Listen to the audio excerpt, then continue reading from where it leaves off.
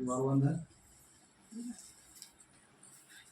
तसे ते मासे जीव आर्थिक कॉलवर्स असे पांडुरंगानंतर बसले याच्या सुद्धा प्रतिमेला वाळवंधन. या ठिकाणी भोसले गुरुजीच्या बद्दल बोलायचं म्हणलं तर सगळाच कार्यकर्ता भोसले गुरुजीच्या विषयी बोलू शकतो. सगळ्यांना माहित आहे गुरुजींचं कार्य कसं आहे काय. आताच ना मी भोसले गुरुजी बरोबर 88 वर्षापासून काम करतो. तेव्हापासून त्यांच्या बरोबर मी काम करतो. तेव्हापासून आम्हाला ज्यावेळेस मी 16 नंबरला पहिल्यांदाच लग्न करून आलो, लग्न करून आल्याच्या नंतर डायरेक्टच सामनेरला मला बसवलं. सामनेरला बसवल्यानंतर घरी आल्याच्या नंतर भोसले गुरुजींनी सांगितलं आपल्या मंडळात, सिद्धार्थ मंडळात, की आपल्या इथे एक सामनेर होऊन एक मुलगा आलाय, त्याला आपल्या मंडळात घ्या. त्यावेळेस आमची वंदना चालायची घरोघरीच त्यावेळेस 88 सालामध्ये. मग आपले माणिक शिंदे यांचं एक स्लॅब होत घरी. मग तिथं वंदना वगैरे घेत असताना मला बोलवलं. मी तिथे गेलो. गेल्यानंतर नेमकाच सामने होऊन गेलेला मी त्या ठिकाणी. आणि बोलायचं म्हणलं तर अंगाला काटा यायचा. असं आता तरी मुलं उभा राहतात, पण मी तर उभं पण राहत नव्हतो त्यावेळेस.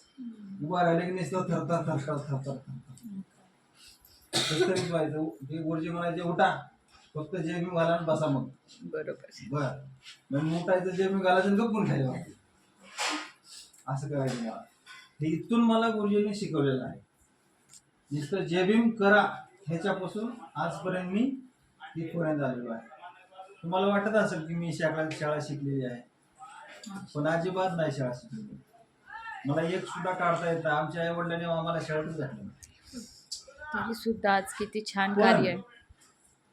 भोसले गुरुजी बरोबर 88 पासून आजपर्यंत काम करत असताना तुमचं आमचं ऐकून मला बोलता येते आणि पुस्तक पण वाचता येते. साधू साधू साधू. ग्रंथ वाचतो, पुस्तक वाचतो, लग्न सुद्धा लावतो मी.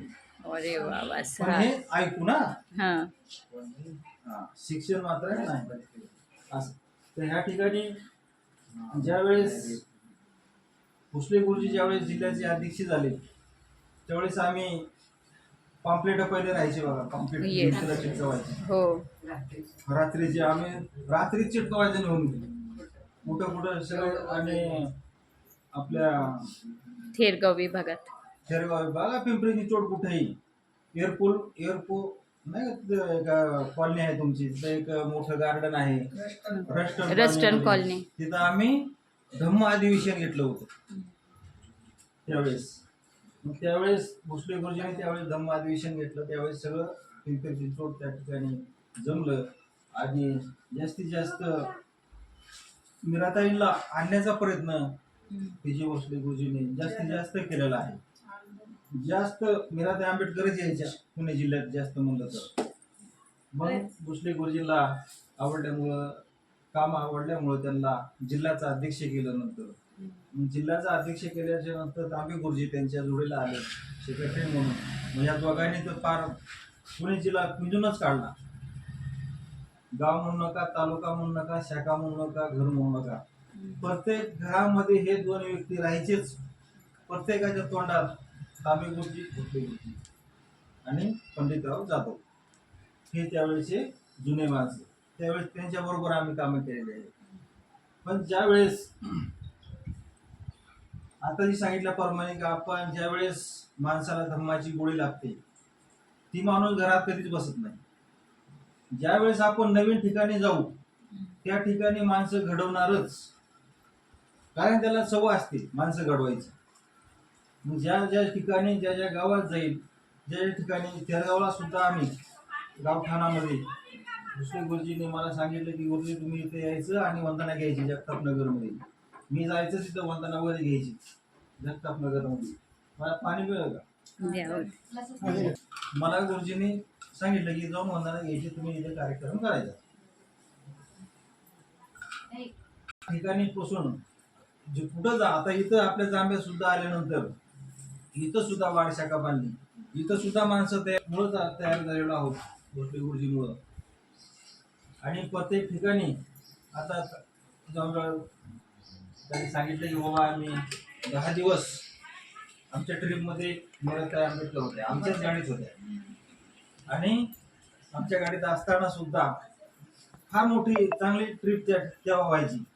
आता जी लोक नेतात ते म्हणतात आम्हाला जेवण मिळलं नाही किंवा व्यवस्था झाली नाही असं आता म्हणतात. पण पहिले एकदम भारी व्हायचे ट्रिपा. गुरुजी ज्यावेळी न्यायची ना ट्रिपा त्यावेळेस एकदम भारी व्हायचं. गाडीत बसायला ह्यांना जागा नव्हती. हे अख्खा 15 दिवस बादलीवर बसून बरोबर म्हटले नाही की मला जागा नाही. नाही अहो काय माणसामध्ये सहनशीलता पाहिजे. भोसले गुरुजींनी सांगितलंय तुम्हाला जर कोणी काय बोललं असेल तर सहनशीलता पाहिजे माणसात. राग नाही पाहिजे, राग दोष असा कधीच नाही करायला. बरोबर. रागाने दोषाने दोष वाढतो, रागाने राग वाढतो, दुश्मनाने दुश्मनी वाढते. एखाद्याने काय आपल्याला म्हणलं म्हणजे का आपण प्रत्येक उत्तर देणं गरजेचं नाही.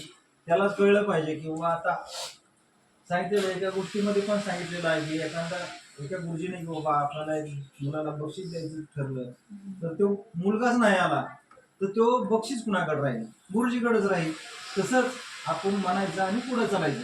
तुम्हाला जर कोण म्हणत असेल बावळे गुरुजी काय बी बोलतात, काय बी बोलतात एवढं वाकडं, यांच्या काय नादी लागायचे, नको लागू. मग त्याला उत्तर द्यायचं नाही. आपण आपलं काम आपण करत राहायचं असं. तर या ठिकाणी गुरुजींची या ठिकाणी भरपूर इच्छा होती की माझ्या काळामध्ये मी आयात आहे तोपर्यंत त्या ठिकाणी बरोबर. व्हावं अशी त्यांची इच्छा होती. परंतु निसर्गाचा नियम आहे, निसर्ग चांगल्या माणसाला नाही राहू देत. पण आपण सुद्धा त्यांच्या प्रयत्नाला दाद देत आहोत आणि बुद्धविहार मिळवण्याचा प्रयत्न आपण या ठिकाणी करत आहोत, चालू आहे. आणि ते होणार ही 100% शुभेच्छा होणारच आहे. ते होणारच, हे 100% खरं आहे. त्यांची इच्छा पूर्ण होईल. तर ह्या ठिकाणी आपण ज्या ठिकाणी मी सुद्धा त्यांच्या बरोबर काम केलंय, पण ज्या ठिकाणी आपल्याला एखाद्या वेळेस आम्हाला पैसे कमी पडले ट्रिपला, आम्ही समता संहिताची महाडला ट्रिप नेत होतो, भीमा कोरेगावला नेत होतो. ज्यावेळेस पैसा कमी पडला, ज्यावेळेस आम्ही पेपर मिलच्या गेटवर जायचो आणि तिथून बोलून घ्यायचं आणि गुरुजी आम्हाला एवढे पैसे कमी पडल्यात लगेच काढून द्यायचे, म्हणजे गाडीची भरती व्हायची. कारण आपल्याला त्यावेळेस पैसा कमी होता. पैसे देणं गोरगरीब आपण काम सगळ्या लोकांकडून पैसे घेणं फार अवघड होतं. त्यावेळेस भागायचं नव्हतं गाडीचं भाडं. मग आम्ही आदेशाकडून पैसे घ्यायची मागून, आम्हाला पैसे पाहिजे द्या. त्यावेळेस बिनधास्त काढून द्यायचे आम्हाला पैसे. मग आम्ही त्यावेळेस त्यांच्या ताकदीवरती आम्ही ट्रिपा या ठिकाणी काढलेल्या आहेत आतापर्यंत. परंतु आता भोसले गुरुजी गेल्यामुळं आता जे जिल्हा अध्यक्ष आहेत ते आम्हाला 1 रुपया देत नाही. तुमचं तुम्ही पैसे काढा, न्या, नाहीतर नका नेऊ असं म्हणतात आताचे अध्यक्ष. पण हे जे अध्यक्ष होते खरंच त्यांनी पैसे आम्हाला काढून दिलेले खूप जण सांगतात असं आहे. परंतु त्या ठिकाणी आता प्रत्येकाला त्या भोसले गुरुजीची आठवण येते. पुणे विहाराचा कार्यकर्ता बोलत असताना त्यांच्या तोंडात भोसले गुरुजीचं नाव येणार हे 100% खरं आहे. तर ह्या ठिकाणी आपण